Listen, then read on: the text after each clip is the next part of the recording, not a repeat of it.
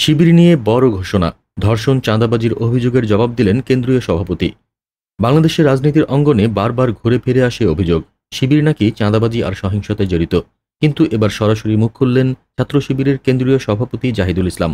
বললেন, শিবিরের ছেলেরা ধর্ষণ বা চাঁদাবাজির মতো অপরাধ করে না। শনিবার কুড়িগ্রামের উলিপুরে আয়োজিত এক বিশাল অনুষ্ঠানে তিনি প্রধান অতিথি হিসেবে বক্তব্য দেন। অনুষ্ঠানে উপস্থিত ছিলেন হাজারো শিক্ষার্থী, যাদের হাতে তুলে দেওয়া হয় সম্মাননা।